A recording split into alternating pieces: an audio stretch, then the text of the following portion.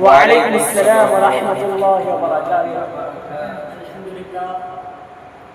الحمد لله نحمده ونستعينه ونستغفره ونؤمن به ونتوكل عليه ونعوذ بالله من شرور انفسنا ومن سيئات اعمالنا من يهده الله فلا مضل له ومن يضلل فلا هادي له ونشهد ان لا اله الا الله وحده لا شريك له ونشهد ان سيدنا وسندنا ومولانا محمدا عبده ورسوله. اما بعد فاعوذ بالله من الشيطان الرجيم. بسم الله الرحمن الرحيم. وما ارسلناك الا مبشرا ونذيرا. صدق اللہ العظیم. حضرات گرامی، آج کے اس بزرگ بہار میں سیرت النبی صلی اللہ علیہ وسلم کے عنوان پر طلب گشائی کرنے کی ہمت کر رہا ہوں. اس امید کے ساتھ میری باتوں کو بغور سماعت فرمائیں. حضرات، جب اسلام فاران کی چوٹی سے پھیلنا شروع ہوا اور آپ صلی اللہ علیہ وسلم اپنی روشنی سے دنیا والوں کو منور کرنے لگے تو باطل پرستوں میں خلبلی مچ گئی. ساری قوت و طاقت دل و دماغ نور اسلام کے بجھانے میں صرف کرنے لگے. راستے میں کانٹے بچھا کر، پتھروں سے دبا کر، تپتی ہوئی زمین پر سلا کر، آگ کے انگاروں پر لٹا کر، پھانسی کے پھندوں میں چڑھا کر، گھر بار اجاڑ کر پیارے نبی صلی اللہ علیہ وسلم کی آواز کو دبانے کی کوشش کرنے لگے، مگر ہماری آواز روز بروز بڑھتی ہی جا رہی ہے. حضرات، سن 7 نبوی محرم الحرام کا مہینہ ہے. مکہ کے تمام لیڈروں نے مل کر ایک میٹنگ کی. ابو جہل کی تقریر میں پورے قوم کو للکارا کہ اے غیر عربو، جس کو ہم بچہ کا کھیل سمجھ رہے تھے وہ ہمارے دین و عزت و آبرو کے لیے طوفان بن چکا ہے. جس دین کا چرچا محمد کر رہے تھے ان کے ماننے والوں کی تعداد روز بروز بڑھتی ہی جا رہی ہے. ہمارے خداؤں کی توہین کی جا رہی ہے، جھٹلایا ٹکرایا جا رہا ہے. اس لیے کہ عرب کے بہادروں اور پوری طاقت سے آگے بڑھو کہ وہ دن دور نہیں کہ مکہ سے ذلیل و خوار ہو کر نکلنا پڑے گا. ابو جہل کی تقریر نے پورے قوم کو گرما دیا. طرح طرح کی تدبیریں پیش کی گئی. بڑی ہی دیر کے بعد ایک ہولناک تدبیر پاس ہوئی کہ محمد اور ان کے ماننے والوں کو بالکل بائیکاٹ کر دیا جائے. ان سے خرید و فروخت، سلام و کلام، دین و دین بالکل بند کر دیا جائے. چنانچہ ایک عہد نامہ لکھ کر خانہ کعبہ کی دیوار پر لٹکا دیا گیا. یہ پوری قوم کا فیصلہ تھا. اس کے خلاف کرنے کو کسی کو اختیار نہ تھا، کسی کی مجال نہ تھی. مسلمانوں کو شیب ابی طالب میں بند کر دیا گیا. راستے پر پہرے بچھا دیے گئے. مسلمانوں میں بچے، بوڑھے، جوان، عورتیں سب تھی. کھانے کے سامان دھیرے دھیرے ختم ہو گئے.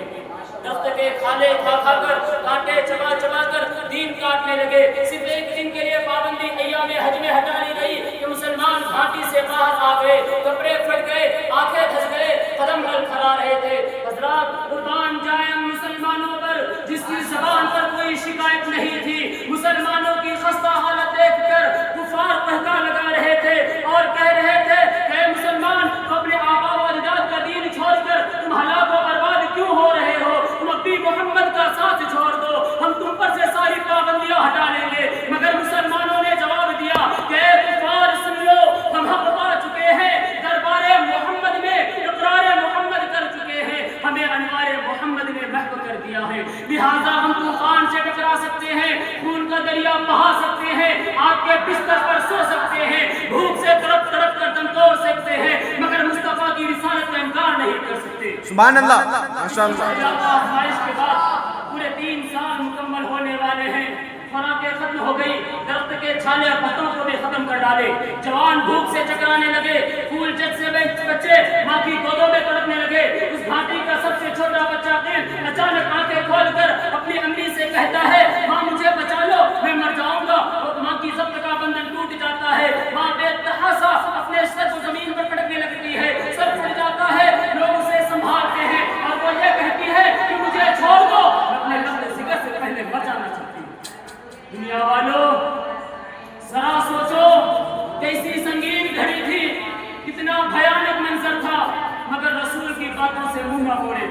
آج ہم بھی تو رسول کے غلام ہونے کا دعویٰ کرتے ہیں. تو سن لیجئے، ہمارے لیے ضروری ہے کہ ہم نماز پڑھیں، روزہ رکھیں، ادا کریں، زکوٰۃ دیں. اگر ہم یہ سب کرتے ہیں تو اپنے دعوے میں بالکل سچے ہیں، ورنہ ہمارا دعویٰ بالکل باطل اور بیکار ہے. شاعر کہتا ہے پہلے مسجدیں تھی کچی تو پکے تھے نمازی، کہ پہلے مسجدیں تھی کچی تو پکے تھے نمازی، آج مسجدیں ہیں پکی تو کچے ہیں نمازی. بے شک ہمارے رسول صلی اللہ علیہ وسلم اور صحابہ کرام کتنے